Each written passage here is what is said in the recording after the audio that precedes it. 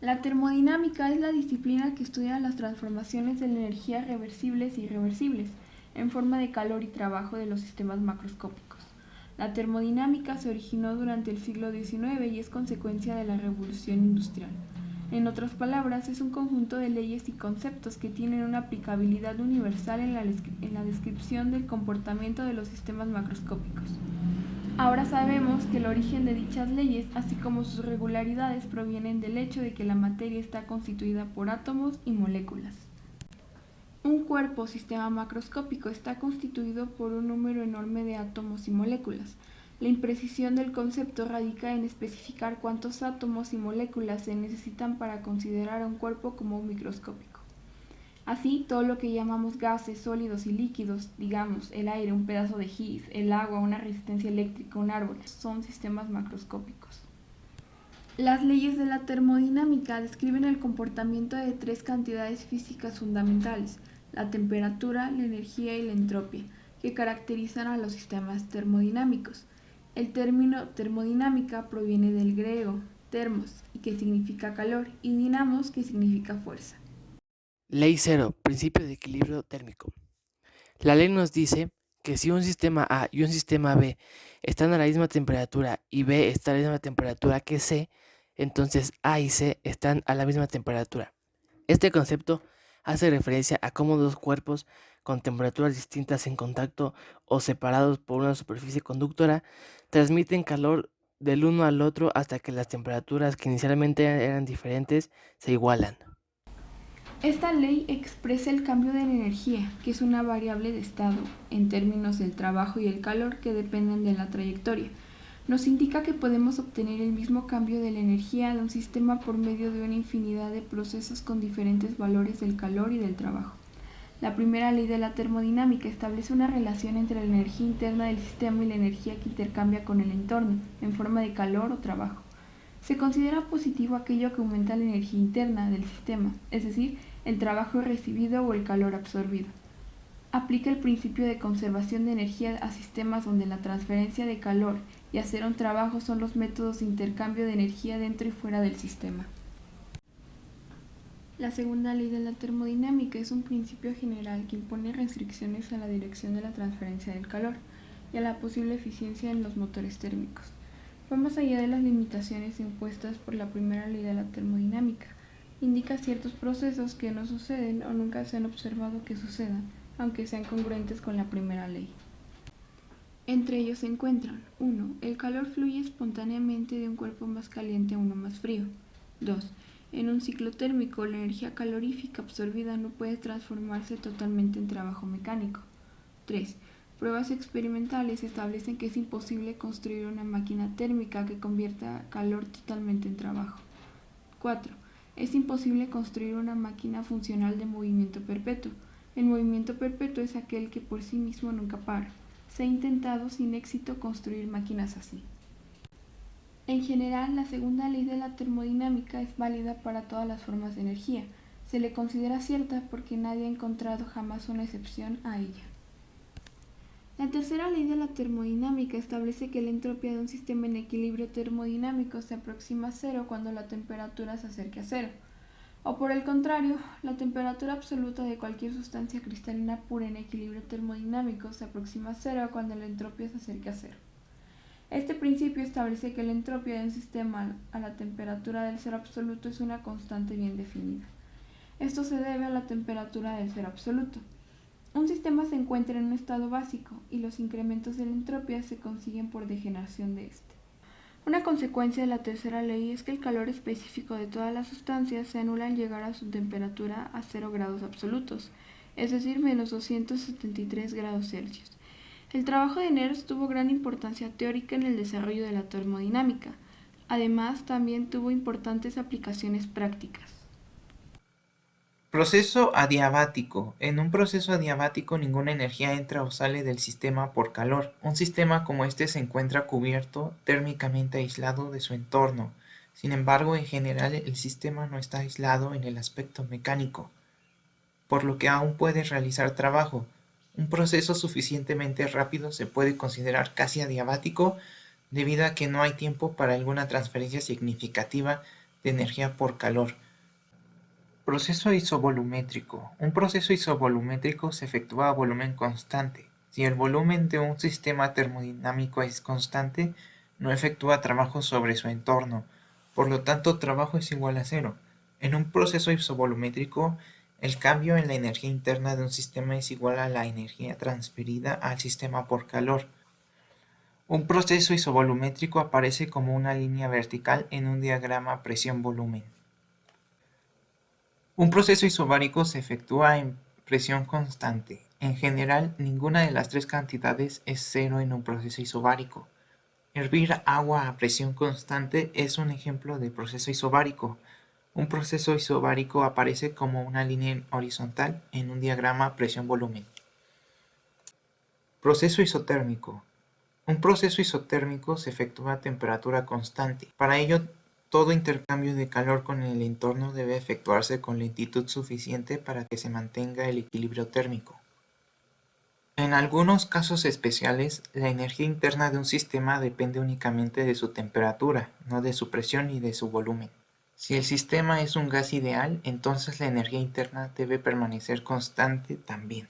Un gráfico de presión contra volumen a temperatura constante para un gas ideal produce una curva hiperbólica llamada isoterma. Ciclos termodinámicos. Un ciclo termodinámico es un proceso o conjunto de procesos en los que un sistema evoluciona volviendo al mismo estado inicial. Para todo ciclo se cumple que la variación de energía interna es igual a cero y que el calor es igual al trabajo. Dicho lo anterior, los principales ciclos se dividen de la siguiente manera: ciclo ideal de Carnot, ciclo de Diesel y ciclo de Otto. Ciclo de Carnot. El ciclo de Carnot consiste primero en una compresión isoentrópica, luego en una adición isotérmica de calor, seguida de una expansión isoentrópica y concluye con un proceso isotérmico de rechazo de calor. En pocas palabras, los procesos son compresión, adición de calor, expansión y descarga del calor, todo en una forma establecida y definida. El efecto neto del ciclo es que se agrega calor a una alta temperatura constante, se descarga algo menos de calor a una temperatura baja constante y la suma algebraica de estas cantidades de calor es igual al trabajo efectuado por el ciclo. Las etapas del ciclo son expansión isoterma o isotérmica, expansión adiabática, compresión isoterma y finalmente compresión adiabática. Ciclo de Diesel. Un ciclo diésel ideal es un modelo simplificado de lo que ocurre en un motor diésel. En un motor de esta clase el aire es comprimido hasta una temperatura superior a la de autoignición del gasóleo y el combustible es inyectado a presión en este aire caliente, produciéndose la combustión de la mezcla. Para poder modelar el comportamiento del motor diésel, se considera un ciclo diésel de 6 pasos, 2 de los cuales se anulan mutuamente. El primer paso es la admisión del punto E al punto A. El pistón baja con la válvula de admisión abierta, aumentando la cantidad de aire en la cámara. Esto se modela como una expansión a presión constante, ya que al estar la válvula abierta la presión es igual a la exterior. En el diagrama PV aparece como una recta horizontal. El diagrama PV lo podemos ubicar en la parte derecha de la diapositiva. Posteriormente tenemos la compresión del punto A al punto B. El pistón sube comprimiendo el aire.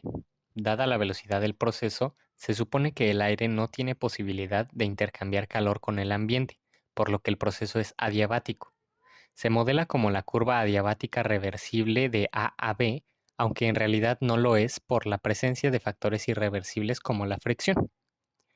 Luego tenemos la combustión del punto B al C, un poco antes de que el pistón llegue a su punto más alto y continuando hasta un poco después de que empiece a bajar, el inyector introduce el combustible en la cámara. Al ser de mayor duración que la combustión del ciclo de Otto, este paso se modela como una adición de calor a presión constante. Este es el único paso en el que el ciclo de Diesel se diferencia del de Otto.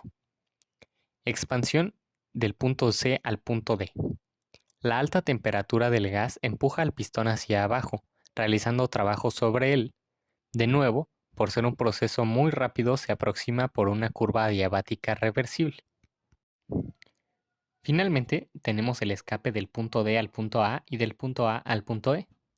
Se abre la válvula de escape y el gas sale al exterior, empujado por el pistón a una temperatura mayor que la inicial, siendo sustituido por la misma cantidad de mezcla fría en la siguiente admisión. El sistema es realmente abierto, pues intercambia masa con el exterior.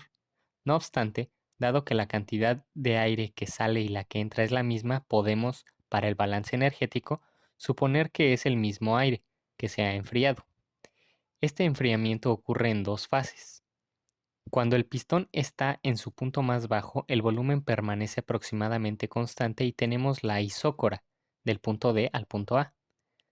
Cuando el pistón empuja el aire hacia el exterior, con la válvula abierta empleamos la isóbara, del punto A al punto E, cerrando el ciclo.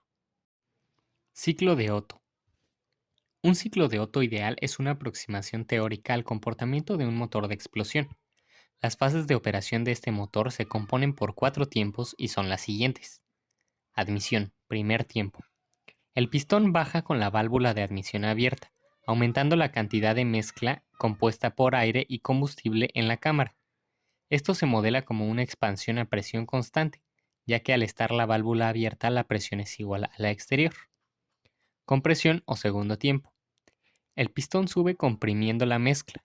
Dada la velocidad del proceso, se supone que la mezcla no tiene posibilidad de intercambiar calor con el ambiente, por lo que el proceso es adiabático.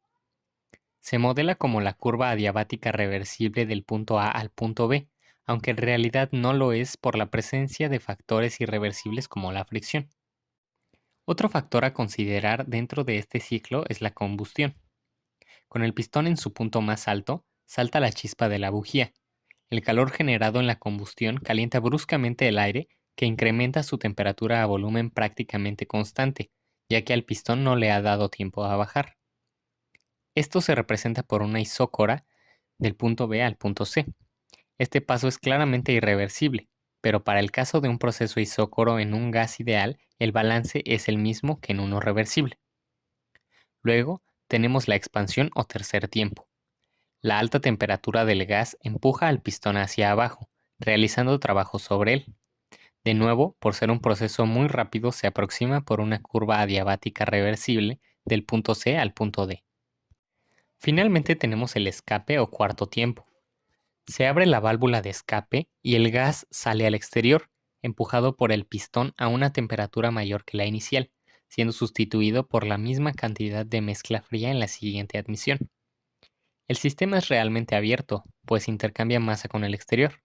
No obstante, dado que la cantidad de aire que sale y la que entra es la misma, podemos, para el balance energético, suponer que es el mismo aire que se ha enfriado. Este enfriamiento ocurre en dos fases. Cuando el pistón está en su punto más bajo, el volumen permanece aproximadamente constante y tenemos la isócora del punto D al punto A.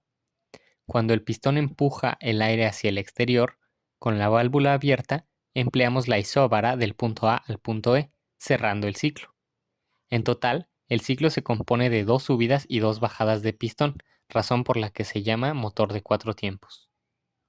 La termodinámica es la disciplina que estudia los cambios de energía mediante la transferencia de calor o la realización de un trabajo en cualquier sistema microscópico.